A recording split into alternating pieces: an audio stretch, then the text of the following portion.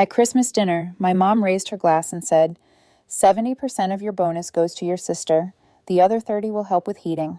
The candles flickered against the good china we only brought out when my income justified it. The table glowed in warm gold, all curated comfort and seasonal nostalgia. Aunt Lenora's sweet potato casserole steamed beside the turkey.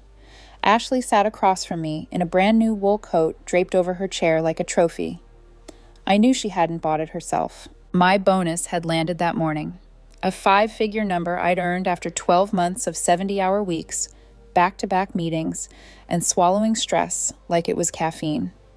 My boss had shaken my hand and said, "You outperformed every forecast."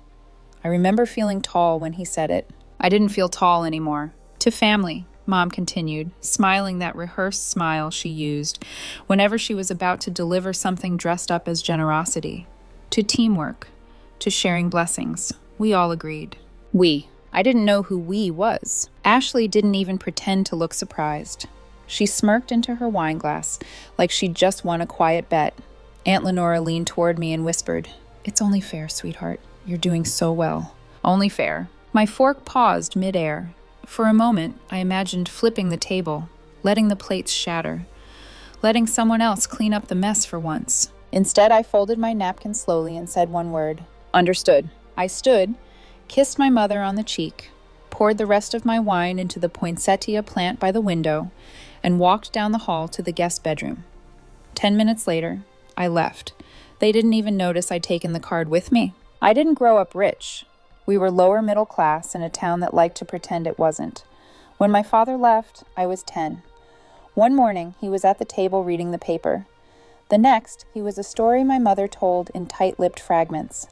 She pivoted overnight from affectionate homemaker to martyr-in-chief. Every bill she paid became a speech, every sacrifice a headline. And when I turned 16 and got a job scooping ice cream for $7.50 an hour, something shifted. I wasn't a kid anymore. I was a resource. Ashley was sensitive. That was the word Mom used, like it was a medical condition. Sensitive meant she couldn't handle retail because customers were mean. Sensitive meant she couldn't take full course loads because stress triggered her. Sensitive meant no one could tell her no without her spiraling into tears that lasted days. So I adjusted. I applied for scholarships. I stacked part-time jobs. I studied at night and worked through college without help. Meanwhile, Ashley took a break to focus on her mental health. Her break lasted 6 years. Every time I suggested she try something, even part-time, Mom's answer was automatic. "You know she's fragile." The word became a shield, a sword, an excuse. My 20s blurred into spreadsheets and skipped birthdays. I paid off Mom's car loan when the transmission died. I covered Ashley's rent more times than I can count. I co-signed her second attempt at community college. She dropped out 2 weeks later because the professor's tone made her uncomfortable. Whenever I tried to draw a line, the guilt machine roared to life. "You're the stable one," Mom would say softly. "It's not fair to punish her for not being like you." Not fair. It wasn't fair that when I got promoted, no one asked how I felt, only how much the raise was. It wasn't fair that when Ashley overdrew her bank account, I'd get a voicemail from Mom, already crying. "Just this once, honey. She's really trying." Trying looked a lot like scrolling through influencer reels on her couch while I wired money that could have been my down payment. The worst part wasn't the money. It was the narrative. Somewhere along the way, support became obligation. Help became expectation. I wasn't generous. I was required. 3 years ago, I got my first real bonus, $5,000. I booked a quiet weekend in the mountains. First vacation in years. I remember standing on a balcony, breathing cold pine air, and thinking, this is what my money feels like when it's mine. When I came back, Ashley was crying on Mom's porch. She'd missed rent again. Mom didn't ask if I could help. She handed me the overdue notice like a waitress dropping a bill. That was the day I started tracking everything. Every transfer, every Venmo, every grocery run, every overdraft fee. I created a private document titled, What I Gave. By this past fall, it had crossed $40,000. And still, when Ashley bought a brand new iPhone on Black Friday for self-care, Mom defended her. She deserves something nice. You wouldn't understand. She was right. I didn't understand entitlement. I understood budgets. I understood sacrifice. I understood saying no to myself. That was my sin. I functioned. And because I functioned, I funded. So when Mom stood at that Christmas table, lifting her glass with that steady, certain smile, when she declared that 70% of my bonus would wipe Ashley's debt and 30% would warm the house, something inside me didn't break. It calcified. I looked around that glowing table and realized no one had made eye contact with me during the announcement. They didn't need to. My compliance was assumed. My silence was part of the decor. That's when it hit me. I wasn't a son, I wasn't a brother. I was a line item. And the most painful realization wasn't that they wanted my money. It was that they believed they were entitled to it, that they believed they were fair. Ashley caught my eye before I stood. She gave the smallest nod, almost playful, like we were in on something together. We weren't. As I drove away that night, snow beginning to fall in soft, deceptive flakes, I didn't feel dramatic. I didn't feel angry. I felt clear. Because Christmas dinner wasn't the first betrayal. It was the confirmation. The real fracture had happened a week earlier, when I received a phone call that made everything make sense. Every whisper, every entitlement, every smirk into a wine glass. And that was the night I decided no more. The call came on a Tuesday afternoon while I was still at work. I almost didn't answer. Unknown number. But something in me, maybe instinct, maybe exhaustion, picked up. "Hey," a familiar voice said. "It's Marissa. From the nonprofit, we used to share a cubicle." I leaned back in my chair. "Yeah, of course. What's up?" There was a pause, papers shuffling. "This is awkward. Is your sister applying for our hardship wellness grant?" I frowned. "What grant?" Another pause, longer this time. "She listed you as her financial support, said she's your dependent, that your family situation has been draining you emotionally. She wrote that you're on the edge of a breakdown." I felt something cold slip down my spine. "What exactly did she say?" I asked very carefully. Marissa hesitated. "She described you as emotionally unstable, financially controlling. She said you pressure her with money and threaten to withdraw support to manipulate her." The room around me went silent, like someone had sucked the air out. "I'm going to need a copy of that application," I said. She lowered her voice. "Off the record, I'll send it, but you didn't hear it from me." 10 minutes later, the PDF landed in my inbox. I opened it. There it was. My full name, my job title, my salary range, inflated but not by much. Screenshots of text messages I'd sent Ashley, stripped of context. One message where I'd written, "I think I need therapy. I'm tired of being the family ATM." In her version, that sentence became proof that I was unstable. She wrote that I weaponized money, that I dangled financial security over her head to control her behavior, that our mother had tried to mediate but feared my temper. My temper. I read it 3 times. She was applying for $7,500. And to get it, she painted me as abusive. What stunned me wasn't just the lie, it was the creativity of it, the way she'd flipped the narrative so cleanly. In her story, she was the fragile survivor. I was the volatile provider, cracking under pressure. She even wrote that she feared I would retaliate if I found out. I stared at that line for a long time. Retaliate. The irony was almost elegant. That night, I didn't call her. I didn't confront anyone. I sat in my apartment with the laptop open and let the truth settle. All those years of guilt. All those dinners where I swallowed resentment. All those whispers of, "It's only fair." They weren't just leaning on me. They were constructing a story where I was the villain if I stopped. Christmas Eve, a week later, was just confirmation. When Mom raised that glass and announced my bonus allocation like a boardroom decision, I realized something with terrifying clarity. They believed their own version. So that night, after I left the house and drove through falling snow, I didn't rage. I acted. 3 quiet moves. First, I logged into my banking app and froze the authorized users attached to my account. Second, I scheduled a call with my bank the next morning and closed the joint access entirely. Third, I transferred the remaining balance into a new account under a different institution, one no one knew about. No announcement, no warning. Just silence. For 2 weeks, nothing happened. Or at least nothing on my end. On theirs, the card kept swiping. Groceries. A $212 brunch for Ashley and her friends labeled "Treat Yourself." Overpriced skincare. A yoga membership renewal. I watched the charges stack up like evidence. I let them. Then, on a Thursday night, my phone rang. "Mom," I answered calmly. "Sweetheart," she said, voice tight. "The card isn't working." I opened the banking app, though I already knew the answer. Strange. In the background, I heard Ashley's voice, shrill, panicked.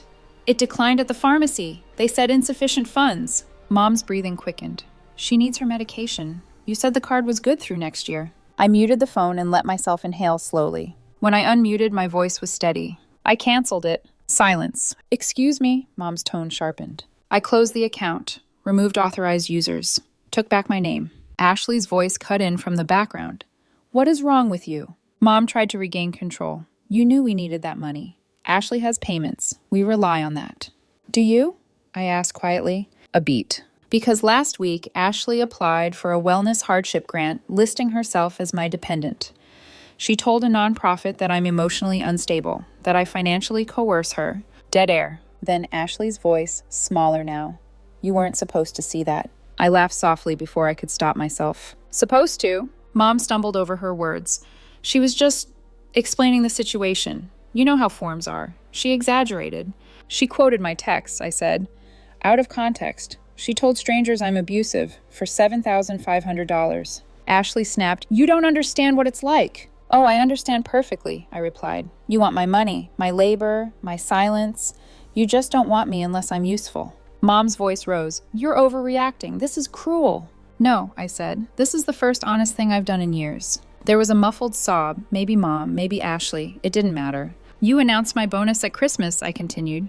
You didn't ask. You didn't even look at me. You assumed.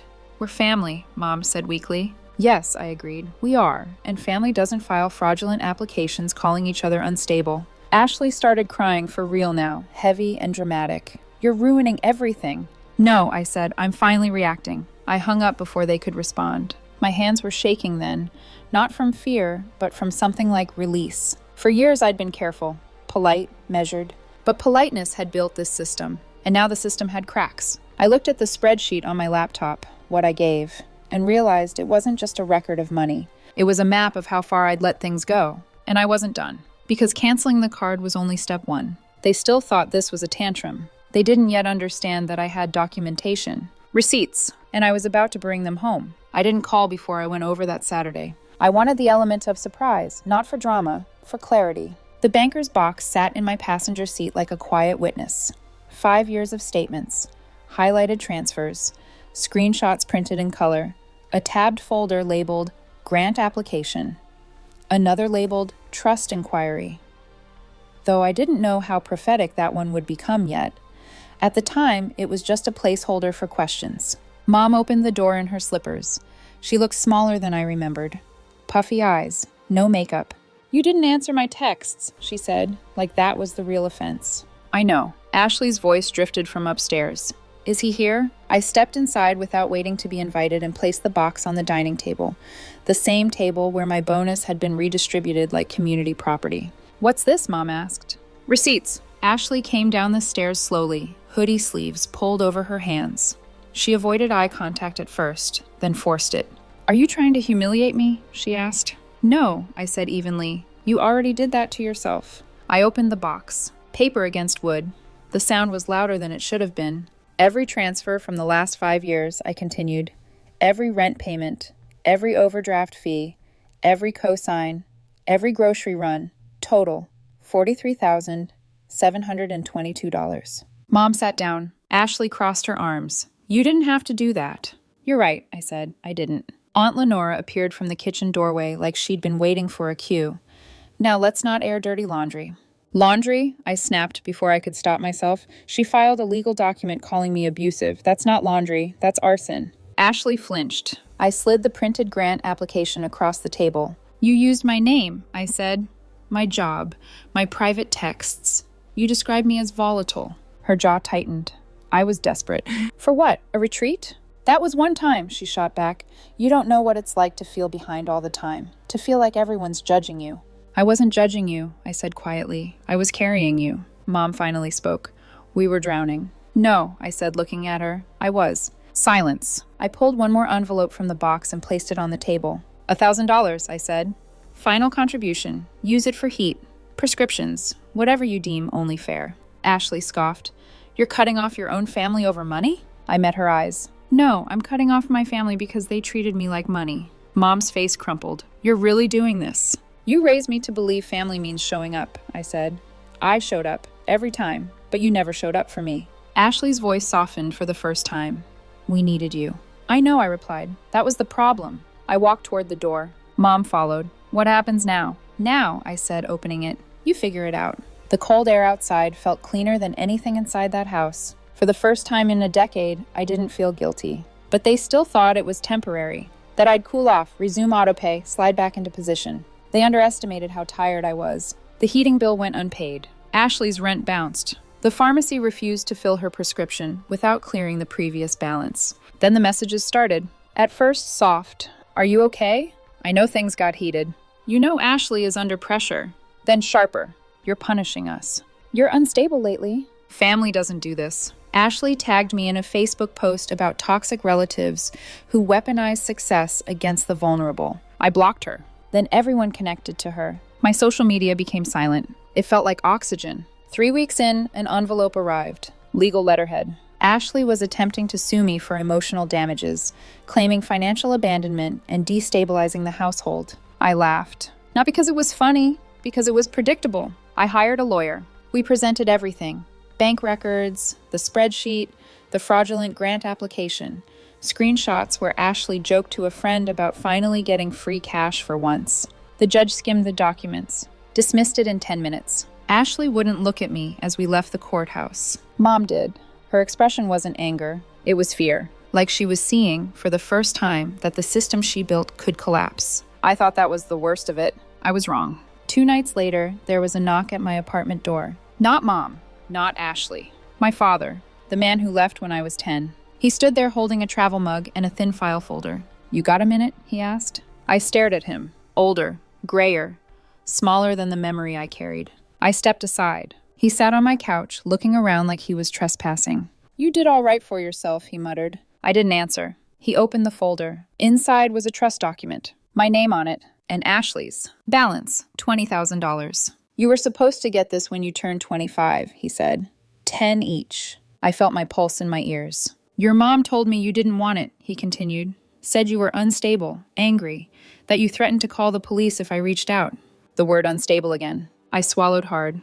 I never said that. I figured, he said quietly. Found out last month. She used your half to cover Ashley's debts. Credit cards. Some wellness retreat thing. I stared at the numbers. $10,000. Gone. Not because I didn't exist. Because I was inconvenient. She told you I was dangerous? I asked. He nodded slowly. Said you were volatile. For a moment, I couldn't breathe. All these years, I thought I had shut him out. That I was the cold one. But the story had been written for me again. He leaned back. You weren't the problem, son. You were the threat to her system.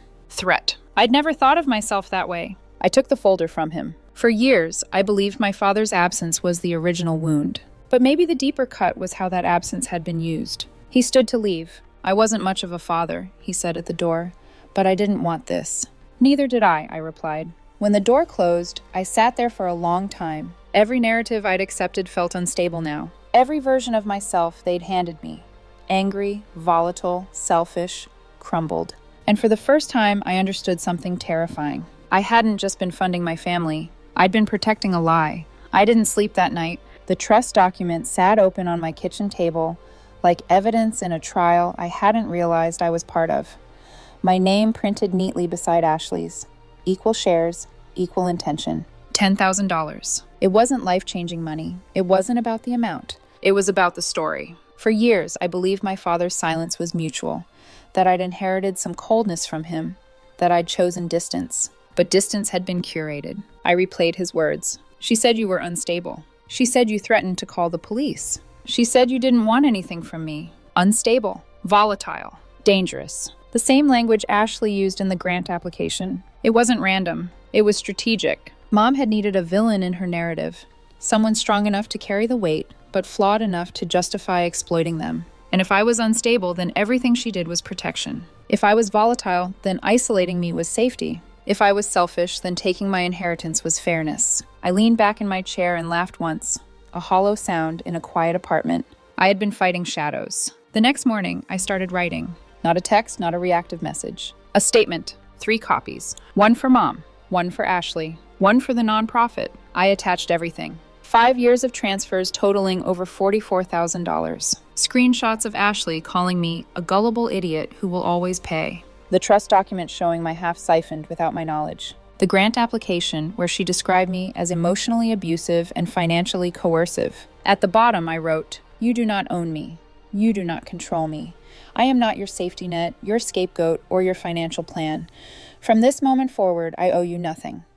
Consider this the last communication you will receive from me." I printed them on thick paper. No typos. No emotion. Just fact. 3 days later, I received a letter back. Not from Mom. Not from Ashley. From the nonprofit. They had opened an investigation. Ashley's grant had been revoked. They apologized for the oversight. They thanked me for bringing the matter forward. They offered therapy resources. At the bottom, one sentence. "We believe you." I didn't expect that to undo me, but it did. I sat at my kitchen table and cried. Not dramatic sobbing, just quiet, steady tears. Because for the first time in years, someone looked at the same information and didn't twist it. They saw what I saw. It didn't end there. 2 weeks later, there was another knock at my door. Aunt Lenora. No fur coat, no lipstick, no casserole. Just a wrinkled envelope and red eyes. "I didn't know," she said before I could speak. "I swear, I didn't know." I let her in. She didn't sit on the couch like she owned it. She perched on the edge. "I always believed your mom," she continued. "She's convincing. She made it sound like you were hard, like you were pulling away because you thought you were better than everyone." I said nothing. She handed me the envelope. Inside was a handwritten note. "I'm sorry for the dinners, for the whispers, for saying it's only fair when it wasn't. You were never selfish, you were strong, and we were too cowardly to admit it." My throat tightened. "I left her orbit," Aunt Lenora said quietly. "I had to. I can't pretend anymore." It wasn't a dramatic reconciliation. It was small, honest. I stepped forward and hugged her. It was the first time in years that a family embrace didn't feel like a transaction. After she left, the silence in my apartment felt different. Not empty. Earned. Mom didn't call. She sent emails from burner accounts instead. Long explanations, circular logic, phrases like miscommunication and family pressure. She never denied using the trust. She framed it as necessary. Ashley posted passive-aggressive quotes about betrayal and narcissistic relatives. Her followers commented with heart emojis. But the system was fractured. The nonprofit investigation rippled outward. Ashley lost access to more than just the grant. She lost credibility. Word travels quietly in small nonprofit networks. Dad started sending postcards, short ones. A pier at sunset, a mountain trail. Once, a boat sketch with the words, "Thinking of you. Hope you're still boxing." He sent a check for $500 once with a note, "Buy something unnecessary." I framed the note. Not the money, the note, because there were no strings attached. No, we all agreed. No expectation. Just giving. And in the middle of rebuilding myself, I realized something else. Mom hadn't just needed my money. She needed my silence. Because silence keeps narratives intact. And once I stopped playing my role, everything she built started to crack. But the story wasn't finished. Because closure doesn't arrive like a movie ending. It comes in pieces. And sometimes it comes in the form of a letter you don't expect. The letter arrived on a Tuesday. Real paper, real stamp, my name spelled correctly. I almost didn't open it. Mom's handwriting was tight, controlled, the same way she used to label leftovers in the fridge. I made coffee first, sat at the small table in my loft, the secondhand bookshelf behind me, half filled, morning light through exposed brick. Then I opened it. I never realized how deeply we failed you. I thought I was protecting the vulnerable, but I forgot that you were vulnerable too. I let you carry us and blamed you when you collapsed. It wasn't a full apology. There was no, "I stole from you." No, "I lied to your father." No, "I weaponized you." But it was the closest she'd ever come to acknowledging the weight I'd been carrying. I read it twice. Then I folded it neatly and placed it in a drawer. I didn't respond, because that letter wasn't for me. It was for her. A confession whispered into paper so she could sleep at night. Let her sleep. I was already resting. Life in the loft settled into rhythm. No overdraft alerts. No frantic voicemails. No, "we need to talk." The silence used to terrify me. Now it felt orchestral. I joined a boxing class 3 blocks away. The first night, I hit the heavy bag until my knuckles ached. The instructor nodded and said, "You've been holding something in." He had no idea. I started sleeping through the night. No more 2 a.m. guilt spirals. No more rehearsing conversations in my head where I tried to be both generous and small. Ashley stopped contacting me directly after the nonprofit investigation concluded. I heard through Aunt Lenora that she moved back in with Mom full-time, working part-time at a yoga studio, still finding herself. I hope she does, but I won't be there when she does. Dad's postcards kept coming. Short messages, a sketch of a harbor. Proud of you. A blurry photo of a roadside diner. Still boxing? We don't talk about the past much. Maybe one day we will. Maybe we won't. But when he gives, it doesn't feel like a test. It feels like a bridge. Aunt Lenora invited me to Christmas this year. I left your mother's orbit, she said gently over the phone. It won't be the same table. I looked around my apartment, at the record player I bought with no justification, at the framed note that said, "Buy something unnecessary," at the quiet that belonged to me. Maybe next year, I told her. She understood. Sometimes I think about that first Christmas toast. What would have happened if I'd smiled? If I'd clinked my glass and handed over the money? Ashley would have gotten her 70%. Mom would have warmed the house. The nonprofit grant might have gone through. My father would still believe I hated him. And I would still be the stable one, the reliable one, the ATM with a pulse. Instead, I said, understood. And I made 3 quiet moves. I didn't flip a table. I didn't scream. I didn't burn the house down. I turned off autopay. That's all it took to expose a system built on my silence. They called me selfish, cruel, unstable, ungrateful. Let them. Because one day you sit at your own table, in your own space, with your name on the mailbox and no one reaching into your pockets, and you realize something they never wanted you to know. You were never the problem. You were the solution they couldn't control. And once you stop solving them, you finally start solving yourself.